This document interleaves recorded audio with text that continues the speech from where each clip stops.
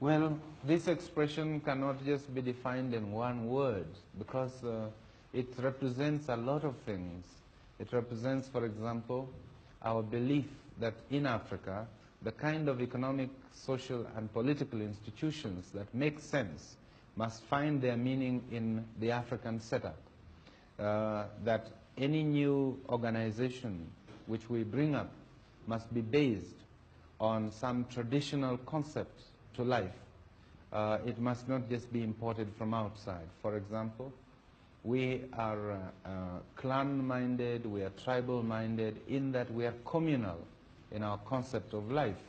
Now, it is necessary that our new institutions are based on this approach, what we have called in our definition of African socialism, mutual social responsibility. That is, that a person is not just an individual, he's part of a system, he's part of a community. He has responsibilities within that community. He has duties to perform in that community. But in turn, the community has also got responsibility to him. They have duties towards him and his children.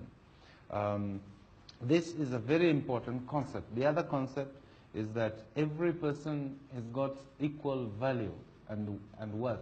Although some of our people in traditional life, had a lot of wealth, but their wealth was not really belonging to them as individuals. They held it almost in trust for the rest of the community. And when any of the members of the community got into trouble, or when he wanted cows to pay dowry, he always looked to this as a possession which he could also have access to. So that there is this element of acknowledging individuals as equal humans in the community. The third one is that every decision was made through consultation and discussion and by a consensus. There was no question of one person deciding for the rest or of a minority deciding for the rest.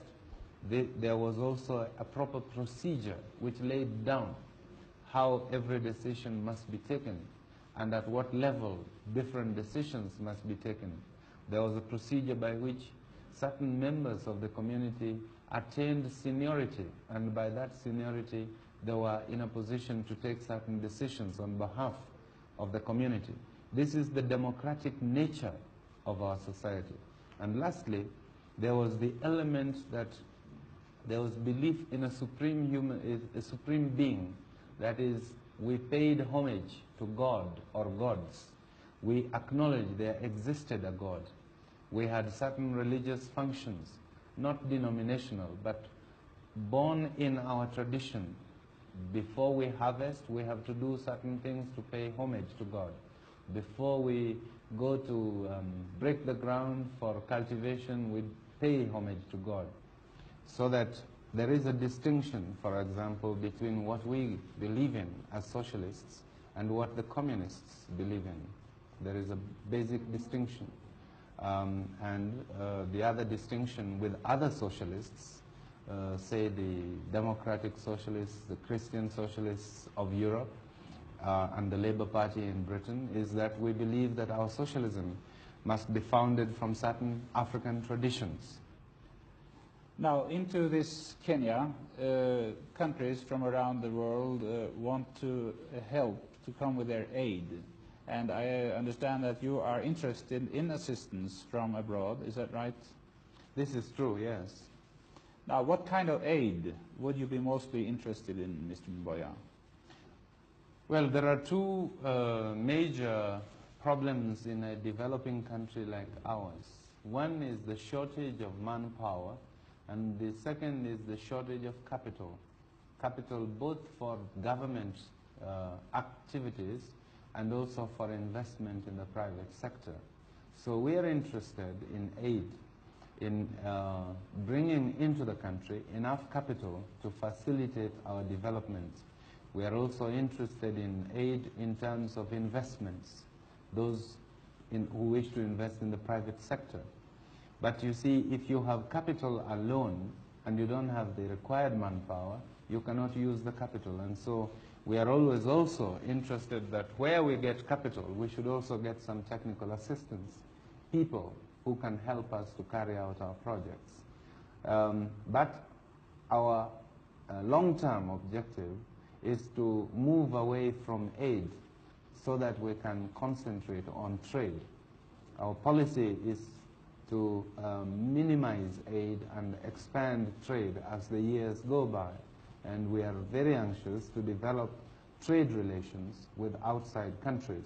I think mostly we want to develop trade relations with our neighboring countries within Africa because in the final analysis, intra-African trade is more important to us than trade with foreign countries who have a very highly sophisticated economic setup.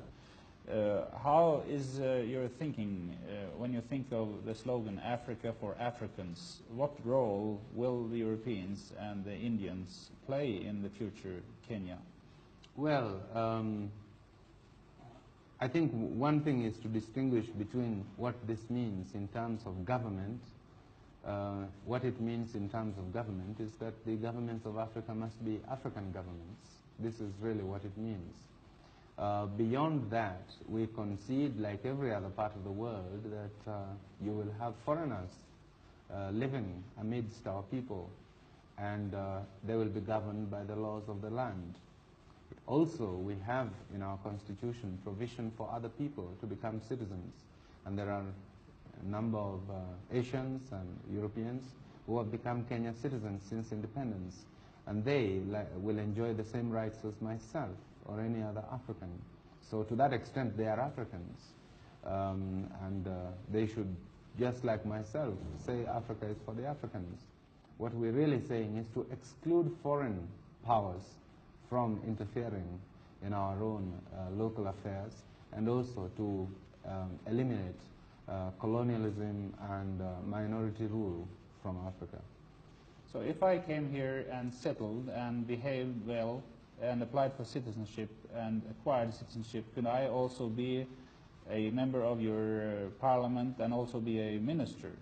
Yes, in fact, we have a white man who is a minister in the Kenya government. We have another one who is a minister in the Tanzania government.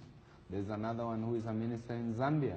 So there are many of white people who are already members of parliament and even members of the cabinet. In the case of the Kenya minister, Mr. Mackenzie, he's not only a white man, he is a former South African, but he's become a Kenya citizen, and he is accepted by the Kenya people. He is a member of our party, and as a result, he has become a minister since independence. Now, the East African cooperation between Tanzania, Uganda, and Kenya has been very close, but now Tanzania has broken out more or less and made a strongly socialist goal. Does that affect the cooperation in any way, do you feel? Well, it does depend on how this is done. So long as there is harmony between our policies, we can continue in a cooperation, although our different countries may take different paths towards socialism. I don't believe that Tanzania is any more socialist than Kenya.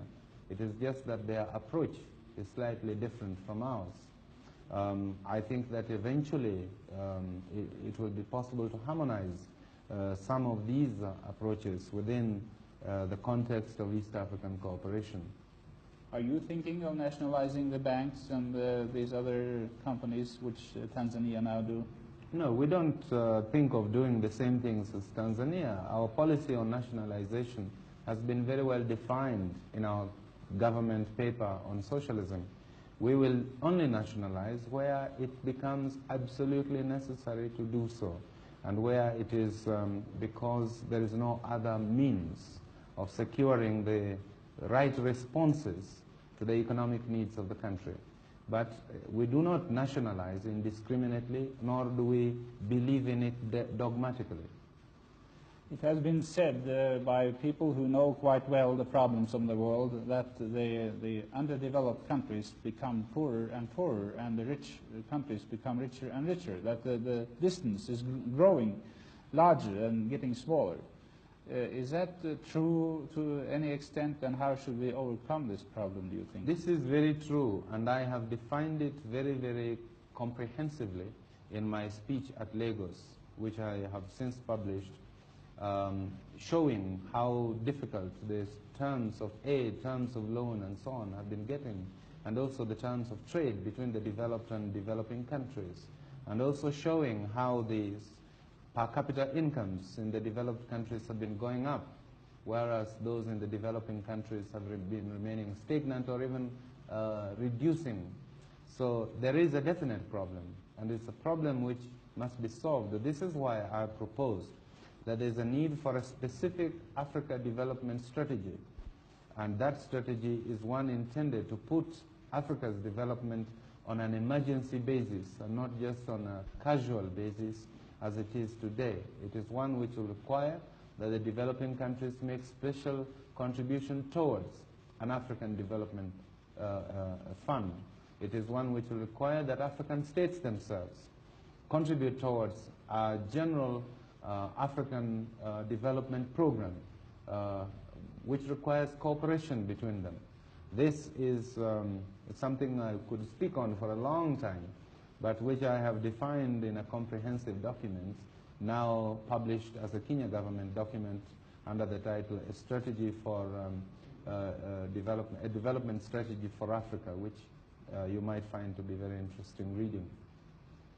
In that connection, I would like to ask you, how do you look upon the development now towards a more common European market? Is that a threat, a further threat to the relation between the richer nations and the poorer nations? No, I don't think so. I think it is a logical development in Europe. I don't think there is very much of an alternative for Europe but to do this, especially with the end of colonial empires. Europe has to reorganize herself. Does this affect Africa in any way?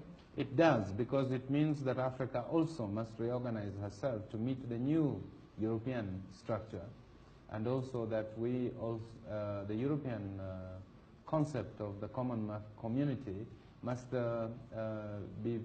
bear in mind that there are other parts of the world and not just Europe, and that Europe owes those parts of the world some cooperation.